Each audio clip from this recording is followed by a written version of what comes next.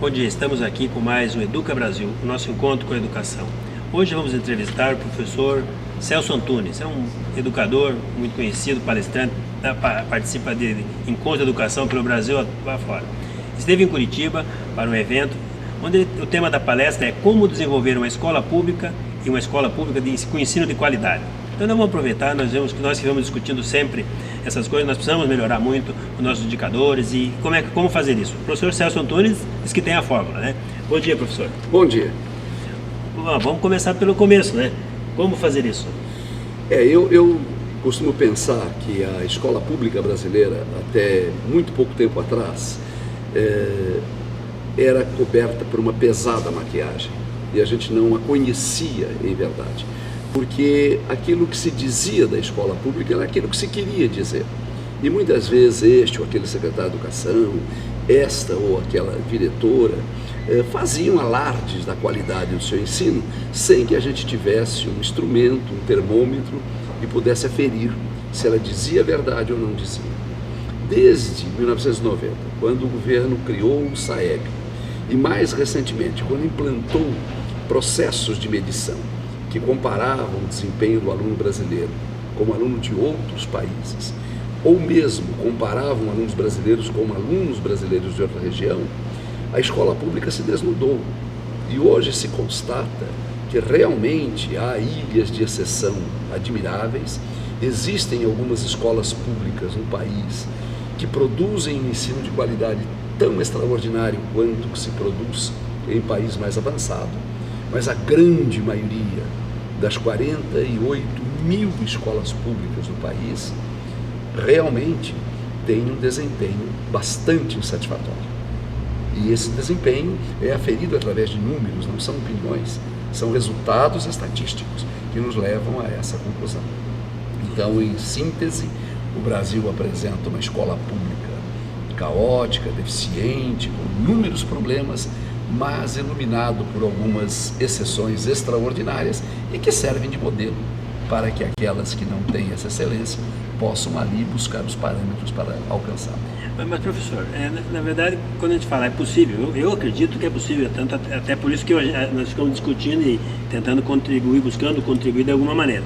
Mas nós temos muitos educadores colocam a universalização da educação, o senhor colocou também essa questão que a avaliação agora mostrou que de fato nós não jogamos fora que nós tínhamos uma escola elitizada, como você fala, uma escola meritocrata, que selecionava uma parcela, né? Mas nós não jogamos fora essa coisa, por exemplo, nós jogamos fora o que tinha de bom, porque não tinha só coisa ruim nesse modelo, certo? A escola pública tradicional, meritocrata e segregacionista, que é como nós tínhamos lá há 30 anos atrás, ela era uma escada social, ou seja, pessoas pobres entravam nessa escola e se estudassem bastante, se tornavam engenheiros, médicos, pesquisadores, tem um monte de exemplos aí, pessoas da minha geração, pessoas com 50 anos, 60 anos aí. Hoje essa escola perdeu esse papel, perdeu esse foco, não perdeu? Mas a escola pública. Mas Ademar, teria que perder. Teria que perder porque naquela época tínhamos realmente uma escola pública fantástica. Mas tínhamos 30 a 40 milhões de crianças fora da escola. Os poucos que a ela poderiam chegar dispunham de uma escola extraordinária. Mas a grande maioria da população brasileira, ou por viver no meio rural, ou porque se conformava com aquela condição de uma mão de obra de segunda classe, estava distante dessa escola. Quando o Brasil, pressionado por entidades internacionais, sentiu que tinha que colocar todos dentro da escola, houve uma explosão de quantidade. E a explosão de quantidade implicou numa inevitável perda de qualidade. É como se, por exemplo, você tivesse um restaurante para fornecer 8, 10, 12 refeições por dia. E podia então se dedicar a elas com um empenho, com uma qualidade que garantia o seu nível. Mas se de repente você passa a acolher 300, 400 pessoas, evidentemente há esta perda de qualidade. Por isso que esta escola era uma escola excepcional, mas era uma escola que atendia muitos poucos. E não houve possibilidade de dar igual padrão para uma quantidade muito grande. Nenhum país do mundo colocou dentro da sala de aula, cerca de 35 a 40 milhões de pessoas em 25 ou 30 anos. Daí, então, essa perda de qualidade que estamos hoje, aonde se abrem fantásticas exceções. Pois é, mas aí, de novo, nós estamos falando de um tempo de 30 anos aí, certo? É um tempo que, o senhor falou, 40% das pessoas nem iam para a escola, né? Dos 60 que entravam, metade ficava pelo caminho, porque não terminava a primeira, quarta série, aprendia a ler e ia trabalhar, né? O mundo do trabalho era muito mais próximo da sociedade, das pessoas, do que hoje, né? Correto. Agora, hoje, nós temos uma escola que põe 100% lá, mas nós não aproveitamos nem os 30%, aproveitamos do ponto de vista do macro, os 30% que aproveitavam do ponto de vista de aprendizagem, de desenvolvimento, de possibilidade de ascensão social, a escola hoje não aproveita esses 30%. Mas o que ocorre é o seguinte, todos os países que hoje apresentam uma educação com alto padrão e face essa educação de alta qualidade, se distanciam do Brasil, como a Irlanda, como a Coreia do Sul, como países que não eram muito piores do que nós há 40 anos atrás, viveram dois momentos no processo educacional. Um atendimento da quantidade e, quando este atendimento se fez, a busca da qualidade. Então, o que hoje nós estamos buscando é justamente este segundo momento, esta segunda etapa. E quando se diz que se tem a receita, não é a receita onírica deste ou daquele educador, mas é a receita de se pretender fazer em todas as escolas do Brasil aquilo que as poucas escolas que fogem desse quadro de mediocridade realmente fazem e que não implica em custo. Porque o que há de admirável nisto é que não há uma simetria geográfica entre as escolas de qualidade. Não há uma simetria em lugar que ganha gasta mais e que gasta menos.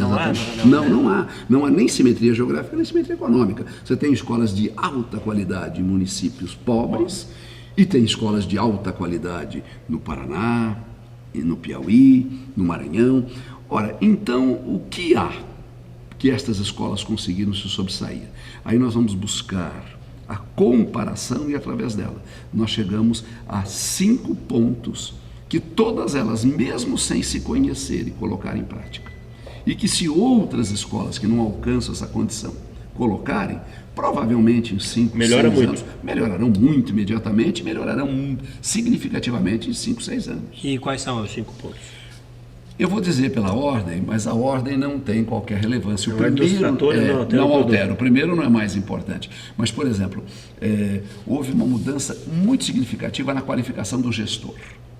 O gestor, o diretor, o coordenador, enfim, aquele que administra a escola pública, se a escola é de qualidade, ele tem um perfil comum. O segundo item diz respeito ao professor. O terceiro item diz respeito à prática pedagógica. O quarto item diz respeito ao aluno. E o quinto item diz respeito ao envolvimento familiar. Então eu volto a reiterar, todas as escolas de alto padrão de qualidade no Brasil, estejam em municípios pobres ou não, estejam no Nordeste ou no Sul, têm algo em comum entre os seus gestores, os seus professores, a sua prática pedagógica, o seu aluno e, naturalmente, o envolvimento da família com a escola. Pois é, aí o senhor falou do tripé, o famoso tripé da educação. Família, escola e sociedade, né? O aluno. Perfeito. Né? Família, escola e aluno. E aí nós vamos falar aqui, o senhor falou, e acho que eu concordo plenamente, com gestão, qualificação do gestor. Mas nós temos no Brasil metade das escolas ainda, né, que tem indicação política para o cargo do diretor, né? E a outra metade é eleição para o diretor. Como é que esses dois são os melhores métodos? Não, na verdade, a indicação é o pior, já é comprovado, né? A indicação política, que é o amigo da esposa do prefeito. Né, o que é mais provável, aquele que é capaz de capitalizar votos. E a eleição, que é o que nós vivemos no Paraná, também não é o melhor método, porque se elege, em geral, a pessoa que tem mais capacidade tem que fazer política, né? Não está misturado esses canais? Olha, não está. Todas as escolas que constituem essas magníficas ilhas de exceção têm gestores com formação superior em educação. Não importa se é indicado, se é concursado? Não importa. O que importa e prevalece é o fator competência. Até penso mesmo que se amanhã ou depois aquela indicação atender prerrogativas de natureza política, mas obedecer critério de qualidade, não tem importância. Às vezes ele foi indicado, mas ele foi indicado à luz de um currículo de uma formação superior. Então, a qualificação do gestor é fundamental. Segundo lugar, é fundamental a permanência daquele gestor, pelo menos 3 anos na unidade escolar. E não aquele gestor tipo taxi teacher, que hoje é colocado ali, amanhã é tirado para lá, e aquilo não envolve com o processo da comunidade. E o gestor hoje, o diretor da escola estadual ou municipal, ele é mais ou menos um contínuo, né, da secretaria. Ele fica muito mais tempo correndo atrás de papel e na secretaria e voltando, do que, de fato, gerindo a instituição, né? Mas eu queria citar o Chile, que eu estive ano passado visitando, e o Chile tem, e eu acho que a gente teria que fazer uma mudança, essa é uma opinião particular, que eu queria só saber se o senhor concorda. No Chile, eles têm concurso para gestor. Então, o quadro de professores é um quadro, o quadro de gestor é um outro quadro, né? Uma outra formação, né? E o gestor não é só o diretor, é todas as pessoas que fazem parte da gestão da escola. Porque não é só o diretor, claro, coordenador, né? Se fazem um concurso geral. Mas para diretor tem um concurso dentro desse quadro, ou seja, a pessoa faz um outro concurso, que avalia as condições técnicas, e aí os aprovados nesse concurso recebem uma escola, né? Tem que administrar a escola por 5 anos, né? E depois tem que fazer outro concurso. Eu acho que a medida é extremamente eficiente, eu também conheço a educação no Chile. Agora, veja bem, se não se define com clareza o que se espera do papel do gestor, muitas vezes ele é submetido a exames, ele passa por processo de avaliação, ele mostra capacitações que não são coerentes com aquele exercício que ele vai cumprir. Sim, com a realidade que ele vai encontrar. Então, primeiro tem que se definir o que é ser um gestor educacional. Não importa, eu costumo até às vezes dizer com ironia, quando eu sou levado de um lugar para outro, não me interessa saber se o motorista sabe quais são os afluentes da margem esquerda de São Francisco. O que eu quero é que ele saiba conduzir o veículo, porque aquela é a finalidade básica. Exatamente. Por isso que às vezes o concurso ele é uma utopia.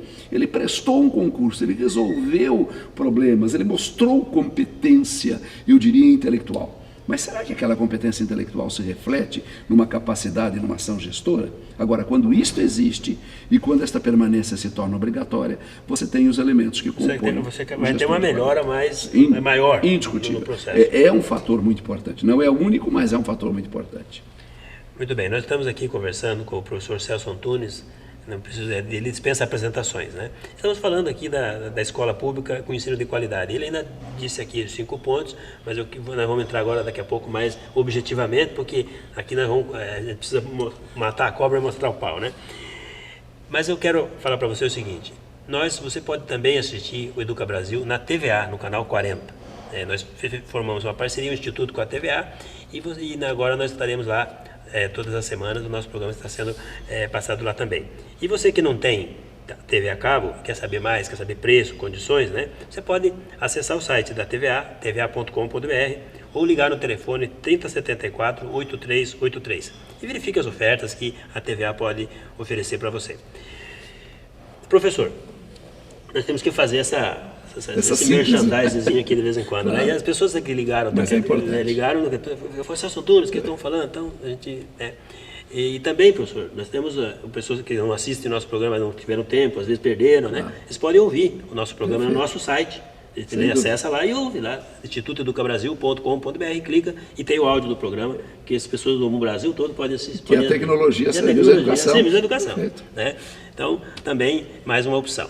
Professor, mas o senhor fez uma panorama muito para o seu conhecimento de como é que as coisas estão. Mas temos uma realidade na escola, e até no domingo passado nós conversamos com um professor da escola pública, que aqui no Pará nós temos uma função, um negócio chamado PSS, né? Que é os professores de contrato temporário, que o Estado contrata para suprir algumas vagas emergenciais e tal. E aí nós estamos conversando um pouco da realidade. Nós temos no Paraná, nas escolas estaduais de 5ª e 8ª, e daí cada município no fundamental, e de 1ª a 4ª, educação infantil, tem algumas características, né?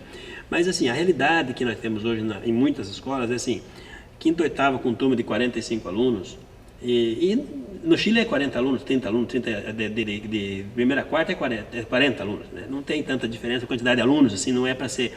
Mas as condições que o professor ainda usa mimeógrafo, né? Usam umas coisas assim. Essa é uma realidade que no Paraná tem realidades piores, né? Na verdade, nós temos realidades piores no Brasil todo, né? Das 48 mil escolas. Isso, como é que muda isso?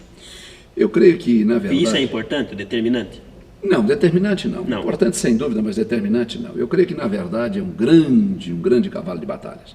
Muitas vezes aquele professor que não se atualiza, que faz hoje exatamente o que ele fazia 30, 40 anos atrás, que não desenvolvem práticas pedagógicas alternativas e empolgantes, capazes de animar e empolgar seus alunos, alegam que assim são porque faltam recursos, porque a multimídia não chegou, por isto e por aquilo.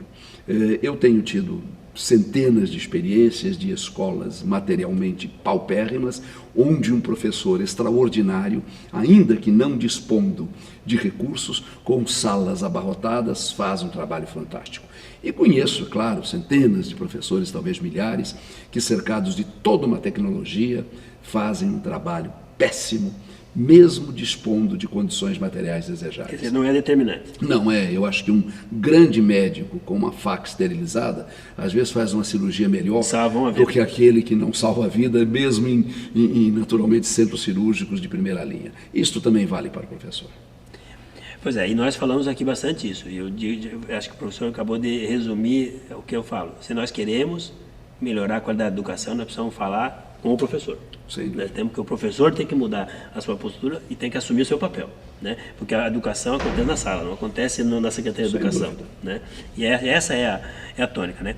Mas, professor, o senhor falou aqui, a relação família, é uma outra coisa cultural que nós temos, né? A família põe o filho na escola e em tese está resolvido o problema, né? Não há uma relação da família com a escola, uma relação automática, né? A família leva lá e o que a gente percebe muitas vezes é que a direção da escola também não tem assim aquela postura de chamar a família para dentro da escola, porque a mãe acaba atrapalhando, acaba incomodando, né? Como que a diretora, a escola pode fazer para promover isso? A escola que deve promover, como é que é isso? Ou é cultural mesmo? Não é cultural, mas por ser cultural é superado quando se conhece meios para isto. Não é? Aquelas escolas que constituem essas ilhas de exceção no panorama da escola pública brasileira, os gestores foram ao encontro dessa família, foram buscar e se perguntar aos pais o que deles poderiam esperar. Hoje nós temos muitas escolas públicas, entre aquelas de alta qualidade, que pais concedem algumas horas disponíveis para serem vigias, que pais pedreiros ajudam na escola, que pais conhecedores de outras profissões ajudam a desenvolver o chamado intervalo inteligente, enfim, que mães, que avós podem não desenvolver uma atividade essencialmente pedagógica, mas ajudar aquele professor em determinadas tarefas. Então a família não se envolve culturalmente, mas se o gestor souber envolvê-la, ela responde de uma maneira positiva. Se chamar, vem. Vem, até porque logo depois os resultados aparecem e se sente empolgada com o processo da sua participação. Mas, professor, nós temos essa questão da globalização e nós temos uns indicadores muito ruins, assim, de primeira a quarta, por exemplo, né? Educação básica aqui, pegamos lá, chega na quarta série, metade dos alunos não conseguem ler um texto de 5 linhas. Aí já entra na quinta, oitava, nós falamos há poucos dias, aqui no Paraná, 360 mil jovens de 15 a 24 anos não estudam e não trabalham. 900 mil não estudam, não trabalham, né? É uma realidade que a escola básica, ali, primeiros 4 anos de educação, ele não aprendeu a ler, né? E nós não ficamos discutindo muito, assim, em tese, a educação, não, uma escola boa, uma escola interdisciplinar, uma escola... E não esquecemos de ensinar a ler? Claro que sim, mas veja bem, qualquer hospital, me desculpe a comparação, qualquer hospital de qualquer município, por mais pobre que seja, ele tem uma UTI. O que é isto? Um setor onde médicos mais especializados cuidam de doentes mais graves. Porque a escola não tem uma unidade de leitura intensiva, por exemplo, uma ULI, vamos assim chamá-la, na verdade, onde professores mais experientes, envolvidos naturalmente pelo apoio da comunidade, desenvolvem um processo de acompanhamento daqueles alunos com maior dificuldade. Então, da onde eu estou tirando esta ideia? Evidentemente de escolas públicas que visitei e que se constituem nessas ilhas de exceção. A sigla, o LI, é minha. Agora, a entidade que eles criaram é essa, quer dizer, você precisa ter um reforço na sua leitura e quando este reforço é dado, este aluno responde de uma maneira muito significativa e obstáculos são superados. E isto não implica em custos muito altos, mas numa vontade e numa concisão de objetivos em torno de uma qualidade melhor da aprendizagem. Porque é isso que o senhor falou. O professor, no domingo passado que nós entrevistamos, ele falou exatamente isso. A maioria dos alunos de quinto e oitavo, que tem muita dificuldade, uma sala grande, uma sala que aluno com bastante dificuldade, mas a maioria quer aprender. A maioria quer estudar. A maioria dá valor para o estudo. Mas aí é isso que o senhor falou, acaba não encontrando as condições para isso, né? Voltamos à metáfora hospitalar, né? Quer dizer, não é uma decisão do paciente ficar na UTI ou não. É uma decisão de quem? Do corpo clínico. O corpo clínico não lhe pergunta se ele quer ou não quer, mas a partir da sua necessidade ele vai. Ele precisa ter um acompanhamento especial. O que é o corpo clínico de uma escola? Evidentemente, os professores, a gestão, o pessoal técnico. Esse aluno precisa de um apoio, de uma ajuda. Nós temos um centro para encaminhá-lo. Isto não onera custo, mas isto resolve em grande parte problemas de leitura e problemas de domínio dos signos matemáticos, que é a dificuldade maior do aluno brasileiro na prova Brasil. Sim, e que se desenvolve nos primeiros 4, 5 anos da escolaridade ali. É ali que... Ou não se desenvolve, mais. Sem dúvida. É o grande funil da vida educacional das pessoas. Né? E é o grande ponto de entrave da educação brasileira de melhor qualidade. Porque se um aluno não é capaz de compreender o que leu, se ele não foi, além da silabação, ao letramento... Você vê placa de trânsito? Ele não sabe, ele não pode aprender geografia, ele não pode aprender história, ele não pode aprender ciências, ele não pode aprender nada, porque tudo isso é respaldado pelo processo cultural.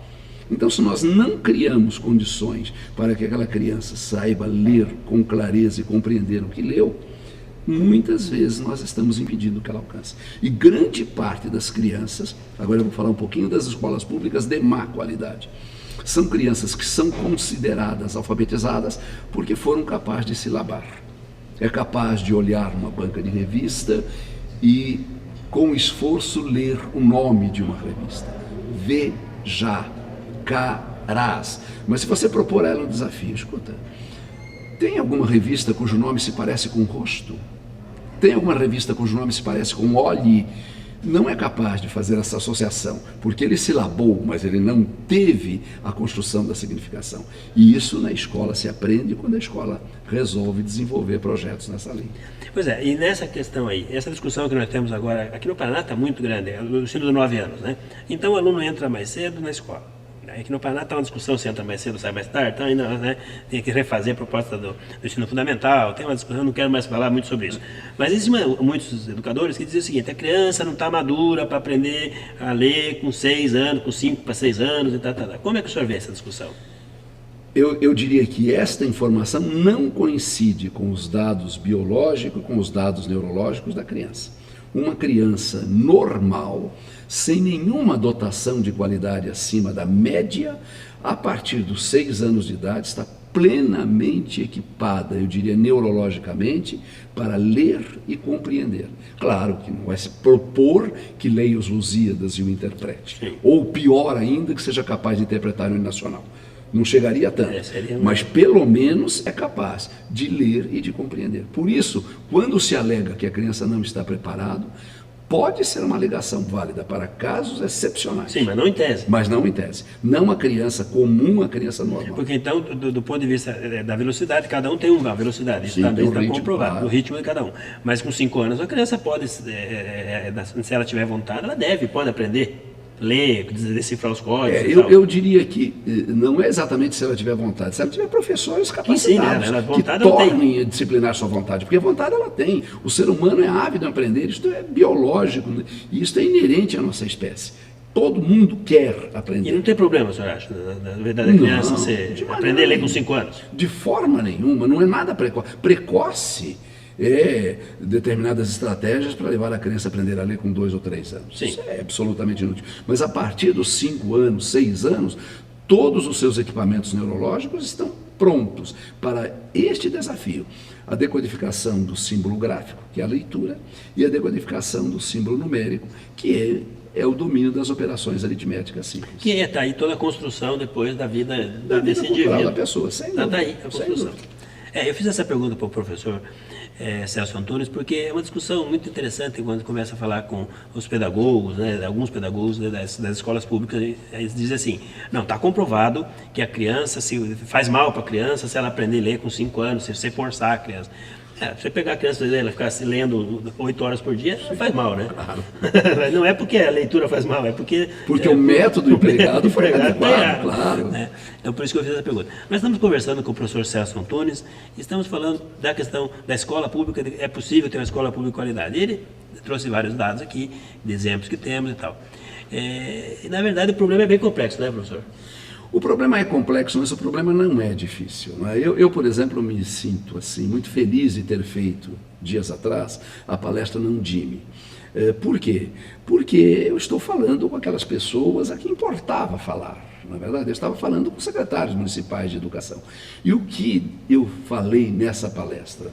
Falei das escolas públicas brasileiras de alta qualidade, mostrando que elas não tinham referencial geográfico, estavam esparramadas no país todo, não tinham referencial econômico, muitas vezes estavam em municípios onde a renda média era muito inferior à renda do salário mínimo, e que, com uma mobilização do corpo docente, de uma gestão eficiente, superaram seus problemas e hoje são referências.